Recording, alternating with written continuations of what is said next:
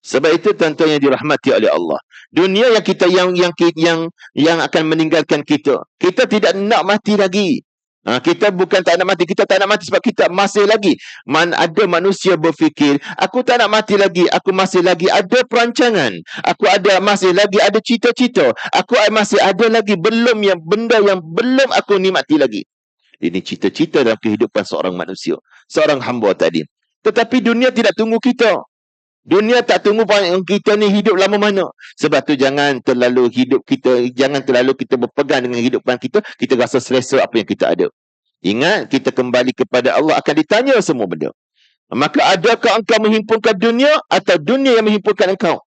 Hakikat sebenar sepanjang kita hidup, kita sibuk kumpul duit. Kumpul duit salah tak? Tak salah. Kaya? Tak salah. Tetapi jadilah keuangan, jadilah apa yang hak kita ada, jadikan sebagai platform untuk menuju ke akhirat, untuk mencari redha Allah Subhanahu wa taala. Jangan jadi manusia yang sombong. Allah kurniakan rezeki, sombong. Allah kurniakan pangkat, sombong. Jangan jadi manusia sombong. Sombong akan berjumpa dengan kesesaan dan sengsaraan yang panjang di hari akhirat. Kita sangka kita menghimpunkan dunia sebenarnya, tetapi sebenarnya tuan-tuan, dunia yang menghimpunkan kita dalam kubur nanti. Itulah yang hakikat sebenarnya. Akhirnya harta yang kita cari selama kita hidup, kita akan tinggalkan semua. Nama yang dipanggil, berbagai bentuk nama dan yang masyhur disebut, semua akan tinggal. Yang dipanggil sebagai arwah saja. Itulah kesombongan di situ saja. Setakat itu saja. Sebab tu yang ikut kita adalah amal kita. Amal kita yang akan ikut kita. Sebab tu Nabi SAW kata, kebanyakan anak Adam, umat aku ini selalu sebut hartaku, kata Nabi. Padahal apa yang dia miliki, hanya apa yang dia makan, apa yang dipakai, yang sedekah, itulah hak milik dia. Selain itu bukan hak dia.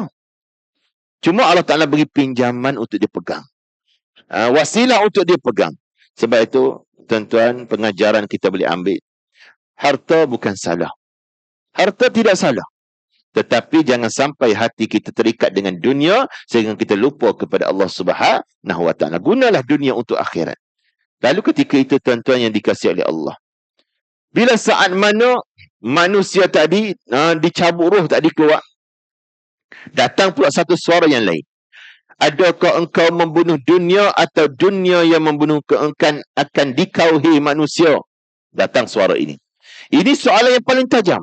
Soalan yang paling ditakuti. Adakah kita berjaya mengalahkan dunia atau dunia berjaya mengalahkan iman kita?